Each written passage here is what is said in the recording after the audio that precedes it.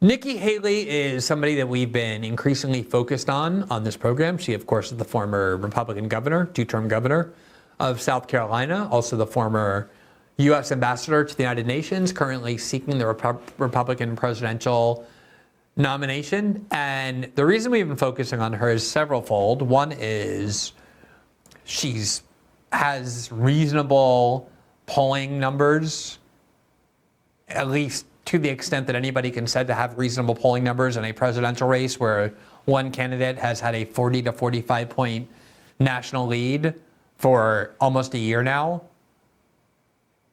She's also becoming the obvious establishment candidate, the one they intend to pour enormous amounts of money into propping up. That's part of why we're focused on her, but also because she is monstrous. She is a dangerous, fanatical human being. And I know this can seem less important than other things she said. It's not, though, because this came from a place of instinct. I don't think this is a very well thought through policy. I think she went online, or she went on Fox. She kind of let her real self kind of fly. And listen to what she said. And obviously, by the way, the context of this,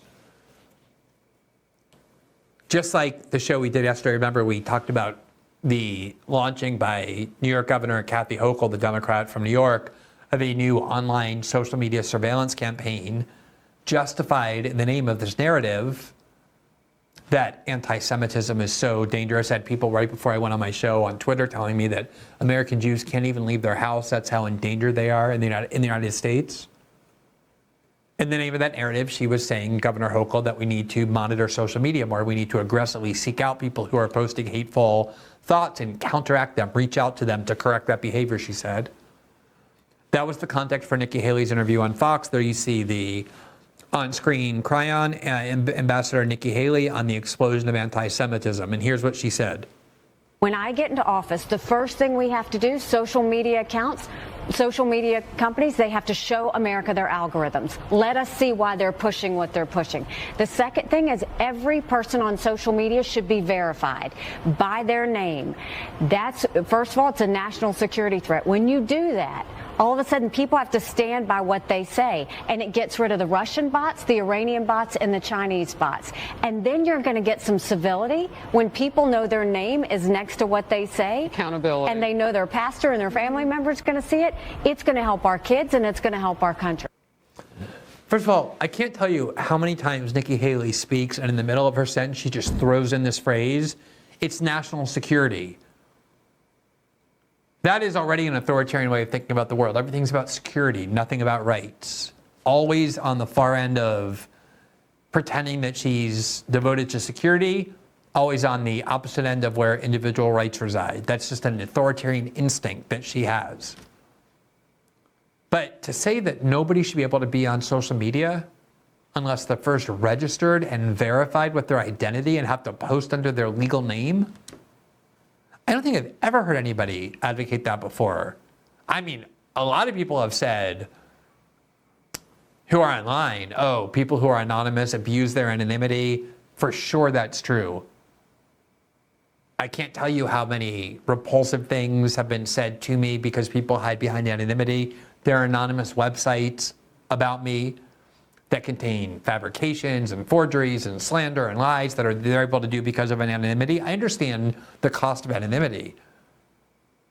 But anonymous free speech is crucial. The ability to speak under a pseudonym or under anonymity, especially in a climate like we have where people get fired routinely for expressing their views or worse, is crucial. And the irony of it is that what shaped our Constitution were the Federalist Papers. Those were the arguments that were advanced by people like Alexander Hamilton and James Madison to argue in favor of the U.S. Constitution and the enactment of the American Republic, and they used pseudonym Publius for doing so. They didn't want their real names attached to it for a variety of reasons, including they didn't want the distraction on the personality. Mark Twain wrote under pen names. People have used pseudonyms and anonymity forever. It's a critical part of political speech. And yet it wasn't actually the first time Nikki Haley has said this. So while a lot of people, including myself, will rant and rave against cowardly idiots who exploit anonymity for nefarious ends, I would never dream of wanting a law to prohibit it. Because the benefits of speaking of allowing people to speak anonymously, to empower people, to enable them who might be endangered in some way in other countries, in our country, if they speak out, is so much greater. The benefits are than the cost. But she said it before. Here she is on the Ruthless podcast saying it again. Listen to what she said here. They need to verify every single person on their outlet and I want it by name. Because when what about Smug? Does he qualify? I've provided them with my government. If Smug is on your driver's license, then, and look, you can put Smug in parentheses, but I want everybody's name. I want it by name. I want those names attached to people speaking by social media. This created a huge backlash over the last day or so. She was attacked by Ron DeSantis in his campaign. She was attacked by Vivek Ramaswamy in his campaign. She was attacked by most conservatives, to their credit, along with everybody I saw on the liberal left react. I mean, she unified people in disgust and horror. Here she is trying to walk this back. She went on to CNBC earlier today and tried to pretend that she was only talking about foreigners, even though it makes no sense. But even in this interview, she kind of repeated the same thing in the attempt to walk it back. Listen to what she said. We need our social media companies to verify everybody so that we can get all of those. So you're not really back. saying that people can't tweet anonymous. I mean, but that's bad enough, because you see what it's doing to our kids and bullying and everything else. Do I think life would be more civil if we were able to Right. do that? Yes. It's the same reason why I think doxing, you should stand by what you say. But no, if you can have anonymous, I don't mind anonymous American people having free speech. Okay. What I don't like is anonymous Russians and Chinese and Iranians having free speech. How would the conversation? No, obviously that's not what she said. That's not what she meant.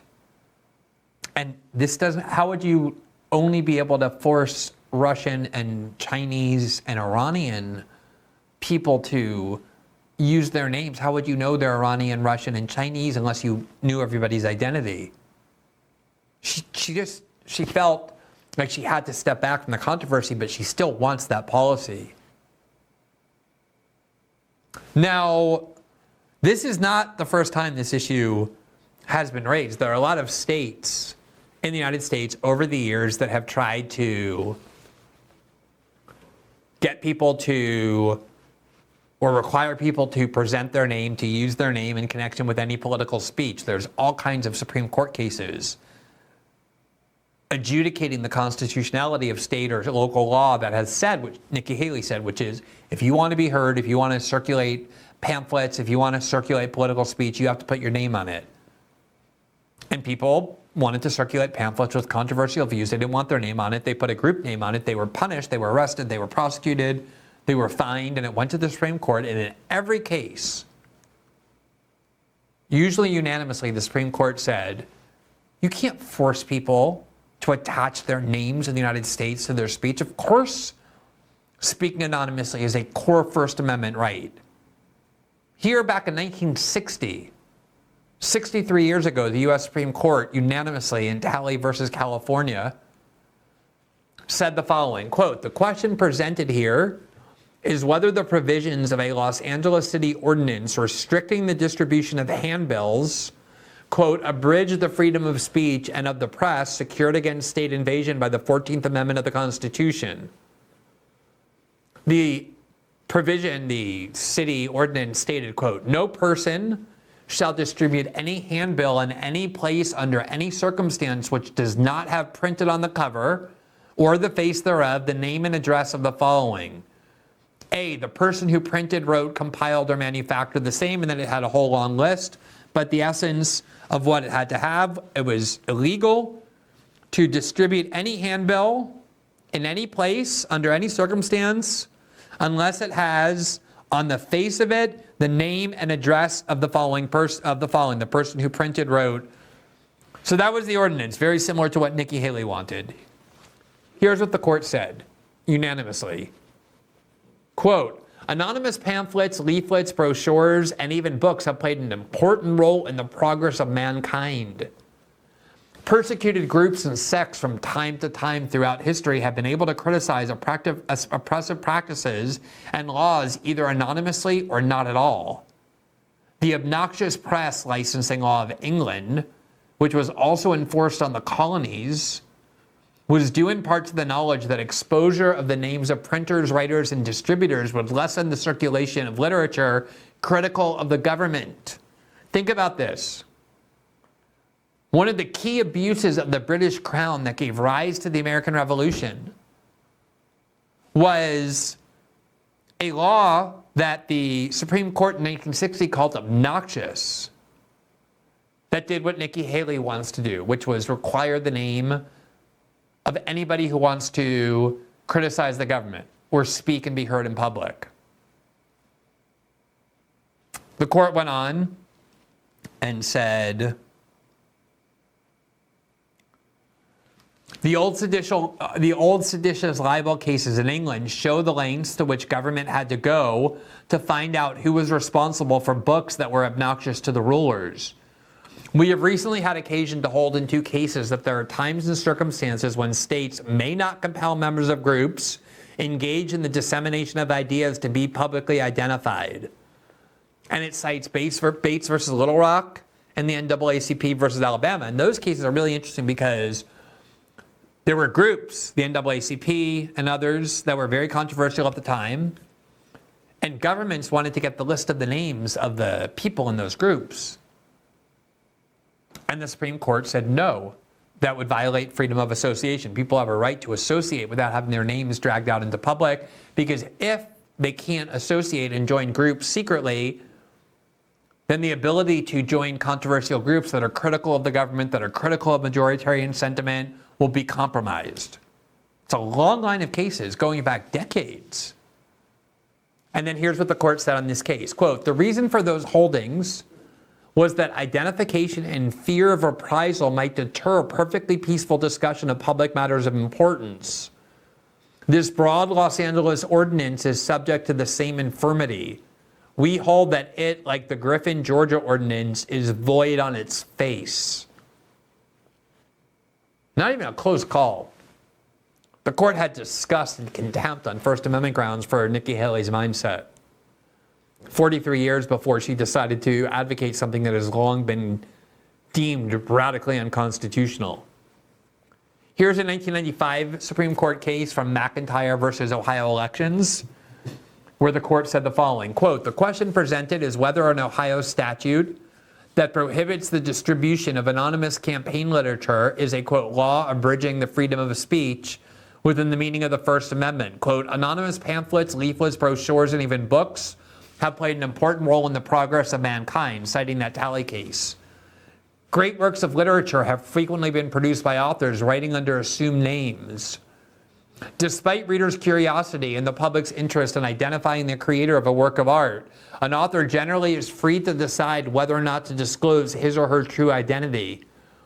The decision in favor of anonymity may be motivated by fear of economic or official re-American names such as Mark Twain, Samuel Langhorne Clemens, and O. Henry, William Sidney Porter come readily to mind. Benjamin Franklin employed numerous different pseudonyms.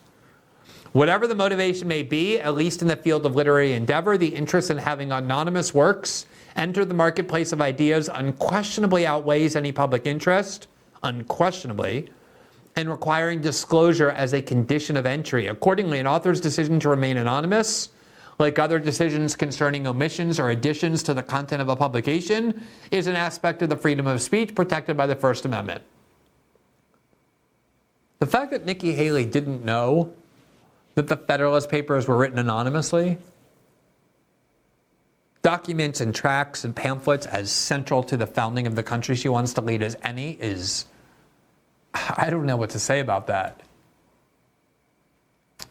I remember in law school reading the Federalist Papers over and over and over and over and being so enamored of them. And if you go and read the earliest writings that I published when I first started writing about politics and the war on terror and the erosion of civil liberties, I constantly cited those because they were foundational to my worldview. They still are, and they were written anonymously. under a pseudonym to conceal the identity of those authoring it. I mean, this is so basic, and this is what I mean. It's one thing if she had sat down and formed this very conscious decision to advocate an unconstitutional policy because she thought there'd be political advantage to it. That's not what happened here. She was just kind of speaking off the cuff, angrily. She probably got accused or attacked on social media by anonymous people, and she's like, ban them, ban that, don't allow that. That is an authoritarian instinct. That is a despot's mindset. And that's what Nikki Haley is, and it's a big reason why the Republican establishment is so eager on ensuring she's the nominee. Thanks for watching this clip from System Update, our live show that airs every Monday through Friday at 7 p.m. Eastern, exclusively on Rumble. You can catch the full nightly shows live or view the backlog of episodes for free on our Rumble page. You can also find full episodes the morning after they air across all major podcasting platforms, including Spotify and Apple. All the information you need is linked below. We hope to see you there.